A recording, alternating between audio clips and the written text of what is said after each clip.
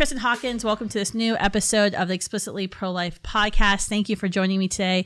Today, I'm here in Georgia with the wonderful Congresswoman Kat Cammack. Hello, Congresswoman. Hello. She is the youngest member of the U.S. House of Representatives, Republican member of the U.S. House of Representatives, yes, Republican. Because I think, is AOC younger? She's younger by a handful of months. Okay. Yes. And you're multiple years younger than me. I was looking, I was like, she can't be that much younger than me. But okay, then I felt really, really old. And then Lauren Boebert is a couple years older than you. I think I'm 33. I think she's 36. Okay, I'm 36. So I don't know how old Lauren is. I'm not doing too bad. Forgive I'm like, me, gosh, all right. So I'm so competitive. I was like, dang it. Okay. So, all right. Congresswoman Cammack, if you don't know about her story, we're going to get into her story here in a second. She serves the 3rd District of Florida, yes, which is the Gainesville area. So anyone at the University of Florida, she is your congresswoman.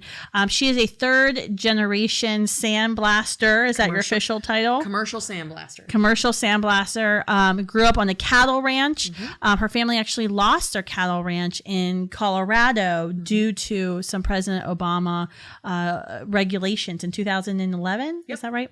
Yep. And so that's part of her story, talking about big government and how it really hurts the little guys. And so Congresswoman Cammack got motivated because of this tragedy that happened in her family and got interested and involved in politics, and now is fighting for all the little people in Florida as Congresswoman. And we're really excited. She is married to her husband, Matt, who is a Gainesville native and serves in the Gainesville Fire Department. Was he the one who brought you to Florida, or did you already go to Florida? No. I actually went to Florida. I was homeless in Colorado and got a phone call to go work on a campaign for a large animal veterinarian who had never run for office before, had no shot of winning.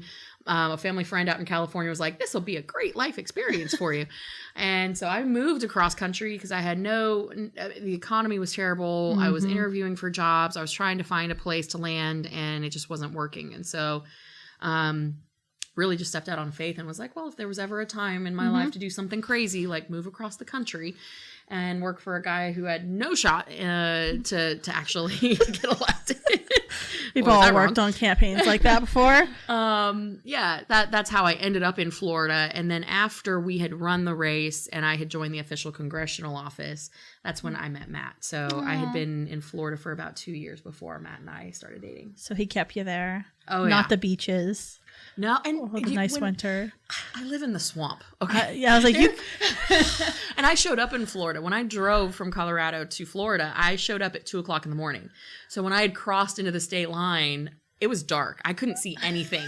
And in my mind, being from the mountains, I'm thinking palm trees and beaches are abound, right? As soon as the sun comes up, I'm like, who lied to me?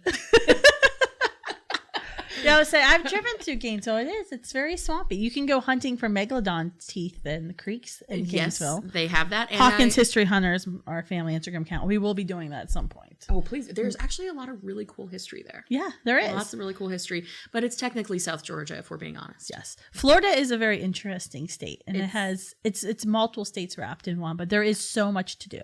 So you are very lucky to represent such a wonderful state in Congress. A state where even the liberal pro-abortion folks who hate Florida like to vacation in Florida. That's true. They're all there. AOC, AOC, her winter vacation. Nancy shows up every now and again. I mean, it is interesting for so much hatred for a state and a state legislature and a people. We sure do get a lot of liberals from New York and California that show up. I was at Martha's Vineyard this summer with a supporter, and we ran into a friend, and she's like, oh, yeah, come down, see me. I'll be in Miami this winter, because who wants to be in Boston in the winter? And the lady was like, oh, Florida, no. She walked away. It was crazy, because I was like, you're in this really nice part of Martha's Vineyard, and your friend's inviting you to come to Miami to see her. And there's this hate of Florida that is just, it's unbelievable. So I'm sorry, but that's good. Just stay out of Florida, because there's too many people on my cell phone network right now making my signal slow. Okay, so we have a lot to talk about. You are very busy in the House, and you've been very busy since day one taking office. I think first you've shared with me, I know we did a webcast a couple months ago. I want you to share with our listeners and our viewers why the issue of abortion is so important to you and why you've really stepped up. And I mean, you're the leader on the discharge petition for the Born Alive Infant Protection Act. Why you've really stepped into this leadership role when it comes to abortion in the House. Well, obviously, I think everyone has different reasons for why they engage on an issue. For me, it's multifactorial. And one, personally, and this was never something that I even really shared on the campaign trail. It was just something that I kept very close to me. And because it's, my family, my mom was supposed to abort me. When she was pregnant with my sister at 27, she suffered a stroke and was thankfully able to give birth to my sister. But it took her about 1.5 years to regain several normal functions and mobility functions as just a normal person. And the doctors told her then that if she was going to have children again, it would be out of the question, that it was a very high risk situation, that both her and the child would not likely survive. So when she found herself pregnant with me many years later, she was obviously scared. The doctors were telling her that, abortion was going to be her best option. And, she's alone. And that can be a very lonely and terrifying time for any woman. And, even my grandmother had said, "So you want to die?" That moment, I think, in my mom's life, and, obviously I was in the womb. I was there, but I wasn't there. She probably felt this moment of, and I've talked to her about it, this moment of just resolve of, no, I'm doing this. And by the grace of God, she was able to deliver a healthy baby girl, 8 pounds, 6 ounces. And there was nothing wrong with me. There was nothing wrong with my mom. And well, except for the fact that I'm in politics now. So something must have happened. But that moment for me is very telling about, when you have the odds against you and really feeling that resolve and being resolute in your belief that life is precious. To me, that's important, to really stand up for all the moms out there that have been faced with this very difficult situation. And then there's also a part of me, I think, as a millennial, that we are ultra sensitive to hypocrisy. And I think often about government and how government is just the most hypocritical entity in the world. Why is it that NASA considers bacteria on Mars to be life, but we don't consider a fetus, a child in the womb, to be sucking life? His thumb? Yeah, with a heartbeat. And then, you look at the DOJ. If a woman who is pregnant is murdered, it's considered a double homicide. But it's not considered murder if it's the mother. The technicalities and the hypocrisy of government has really just irritated me in a way that I feel like until we get to the place where life is truly valued as we know it to be, life beginning at conception, that it must be protected, and that it is a constitutional right for that individual being to be protected, because every single American is guaranteed life, liberty, and the pursuit of happiness. I think that's why I feel so passionately about this issue. And never that the individual is guaranteed the right to pursue happiness, and has guaranteed the right, for equal opportunity. And I think that's you said something earlier today in your remarks about, and I heard this a little bit. I want to kind of shift gears into especially younger millennials and Gen Z members of the pro-life generation, which majority of our listeners are. There's like this push towards, I'm a pro-life, and then there's a label added after, and it's like Democrat, socialist, liberal, and it's so frustrating because of the hypocrisy of like, wait a minute, you can't say like you're all cool with socialism and then say, but you're pro-life. And it's like, but I'm pro-life and I want every person to have the right to be born. And then when they're here, I want them to have the right to blank, blank, blank, blank, whatever your issue is. So I kind of wanted to go into that about this, equal opportunity versus equal outcomes. Yes. Opportunity versus equity. it's something that I think it's very unique. But we did a whole mini series on it back in the summer with this podcast on abortion and socialism, and why you, as a young pro-lifer or a pro-lifer of any age, why you should be very concerned not only with about what's happening in Congress when it comes to the Born Alive Infant Protection Act being stalled, and the fact that Democrats won't move it, or the fact that they're trying to strip out the Hyde Amendment and force all Americans to pay for abortions just because. But beyond just those abortion policies, there's other policies that we as pro-lifers should really care about. Do you want to talk into that a little bit? No, I mean, I think you're 100%, and I say it all the time, and I have for years. We are a country, a nation, a people that believe in equal opportunity, not equal outcome. And you asked, why should people be concerned about socialism? Well, socialism is all about equal outcome. And that outcome is garbage for everybody. Everyone may be equal in that way, but everybody is suffering. But it hasn't been tried right. Yeah, okay. But if those are examples. Venezuela is a bad example. Cuba is a bad example. Yes. I know facts are inconvenient, especially for those on the left. But the fact remains that socialism has never worked and it will never work. And it is about death and destruction and keeping people down. And I believe that in a free constitutional republic, we are designed to continue to lift people up and explore and innovate and be able to dream beyond our wildest dreams. I mean, is that why I've seen it before in Students for Life, where we'll have folks kind of join Students for Life groups who might be very liberal on a lot of other issues, and they're like, "But I'm pro-life," and I'm like, "Okay, great, join us, march with us, hold your pro-life whatever sign you want to hold," and then like 5 years later, they're like running for Congress or state house as a Republican, and I'm like, "What happened to you?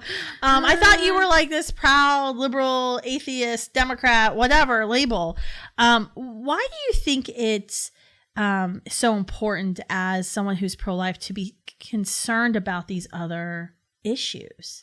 Well, I think it goes back to really the founding. Life, liberty, and the pursuit of happiness. I mean, these are core tenets of our nation. And if you can't protect the first one, you can't have the others. And so I think that's why it is a foundational issue. It is the number one issue, because without it, we have nothing else. Right. And I just think that when you talk, and it's so funny that you say, oh, well, everybody wants to hyphenate. I am a pro-life Democrat / African American / vegan, whatever it may be. It's like, stop. The hyphen is killing America. Hyphen is killing us. Yes. Stop hyphenating everything. We are Americans. Yes, there are differences, but at the end of the day, we are all Americans. We have to stop putting ourselves in these little camps. And when it comes to the pro-life movement, you can just say you're pro-life. Yeah. You don't have to continue to hyphenate and break out and prove that somehow you are unique for your belief in the pro-life cause while being something else simultaneously. And I think we see that. I mean, I remember when I was in college, I would call myself like a pro-life feminist. And it was kind of like the way to deflect the anger of my classmates of like, I'm pro-life, but don't worry, I'm a feminist too. Like, I also believe women have equal rights. And so you say it like real fast because you want people to like not hate you, because you're afraid of just like adopting that pro-life label. And it is the movement has gotten a bad rap, and for a long period of time, I don't think we actually cared what other people thought about us. We're like, we're going to save babies and we're going to open up crisis pregnancy centers. And meanwhile, like, everyone's talking trash on the pro-lifers. And so now, when you try to go on campus, a lot of times we don't even use pro-life. We just use anti-abortion. Like, I don't care what hyphenated label, like, are you pro-life or pro-choice, but are you for abortion? Like, yes or no? Is it okay? And kind of just starting there before attaching the other label, pro-life, because has been seen as very loaded. What are you thinking, and have your colleagues been talking up on the Hill about, as we're thinking about post-Roe America, the decision with the Dobbs case will come down at the end of June. We'll be out there. what's next, do you think, for the pro-life movement and that we need to be preparing for on Capitol Hill? Because we have a bunch of bills that are out. There's the Women's Health Protection Act, which is terrible, right? Right. That aborts children right up into the day before delivery. Nice sounding bill, terrible. There's That's every bill on yes, Capitol Hill. Yes, basically. It's like we're going to save puppies and rainbows, but really what we're doing is we're going in and we're killing everything. And is that the bill that would actually codify Roe? They want to codify Roe into federal law. Yeah, but it's even more of it's more egregious than that. It really is anything but women's health care.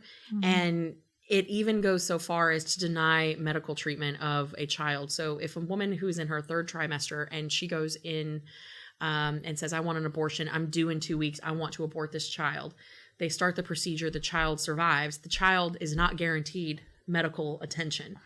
And furthermore, it is not required by law currently to have been reported. This actually is more egregious than what people think. And that's why it's so dangerous. You know, I think, and I personally have a push that I'm making. We need to stop naming these bills.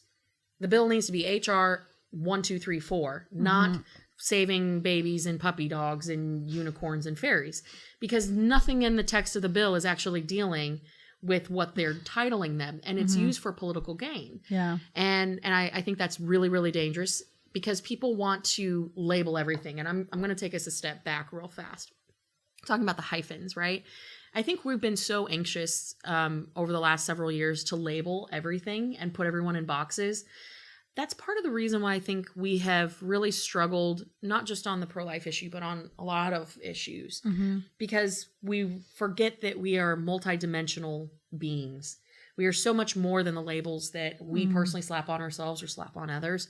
And it's resulted in a dehumanizing effect. I talk a lot about first responders being married to one. We forgot a long time ago about the person behind the badge. And that person is, you know, serves on the PTA and, you know, is a father and, you know, does all these things and is so much more than just that one label. And I think that that's more true than ever today when we're trying to get to something more tangible and real and get to the authentic state that we know people are.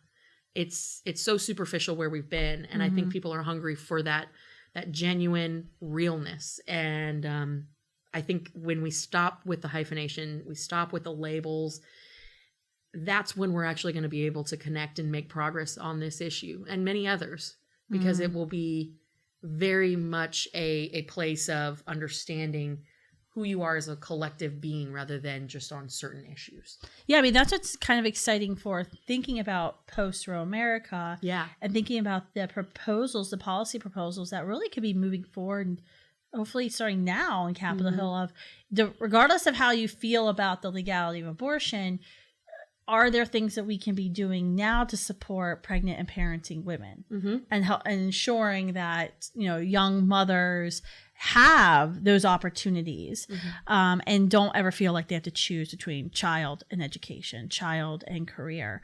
Have you seen any like conversations or policy positions moving forward in that way that maybe might bridge the aisle a little bit of saying, we're not going to talk about abortion and hopefully we won't have to, Roe will be gone and this will be the issue back for the states. But we have to do a little bit more here to help women. Yeah, you know, it's interesting, and there's so much here. I don't think that there would be enough time in the podcast to dig into it.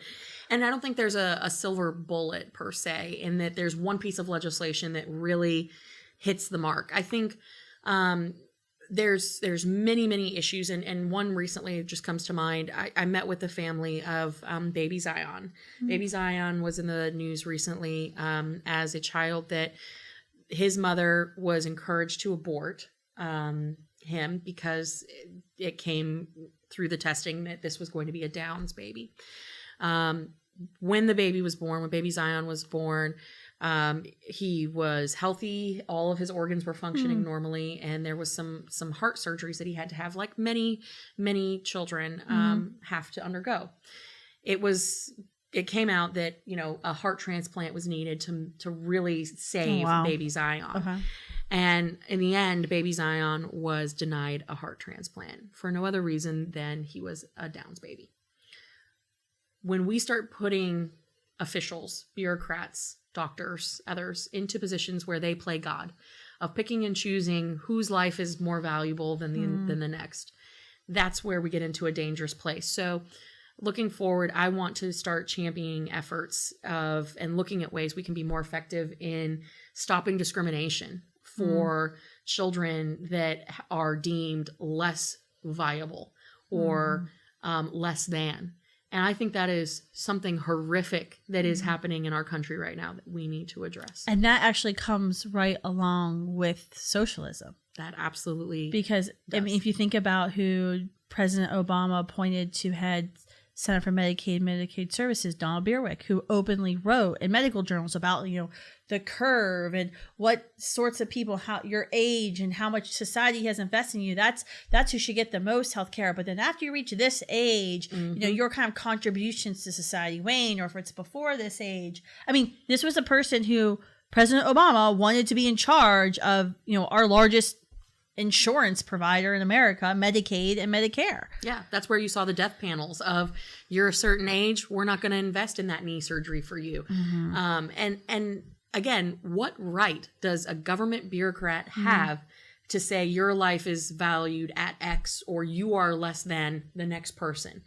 There is no right or role for government to do that. And I think when we start opening ourselves up to that idea, that's when the door for socialism and then ultimately communism comes in. And that all kind of goes back to the central premise of not valuing a human being. Because at that point, you are property of the state. That's right. That's right. So we brought it all back, and we did it in like 15 minutes. It's fantastic. It was like, I think that's a high five moment. I did like a whole circle. That was awesome. So there was a lot to go over, and I hope you appreciated this very frank and open conversation with Congresswoman Cammack. Make sure you follow her on all the social media channels. What is your favorite? Do you do Twitter? I'm a Facebook person. Maybe that makes me a boomer. Yeah, I know. It's the old millennial. And don't TikTok. That's Tricom stuff. Yes, that's right. Get yourself off TikTok unless you're following Students for Life TikTok, but then you can't follow anything else. I had TikTok and my kids saw it on my phone and they were like, "Mom, you have TikTok. Get off." I'm like, "It's just for work. I don't know how to use it. I swear. I don't know what I'm doing." But thank you so much for all that you're doing at Capitol Hill. We're going to continue to follow your career standing up for the most vulnerable among us and standing up against socialism and everything that the leftist pro-aborts are doing. So awesome. Thank you for all your work. Thank you guys. And thank you guys.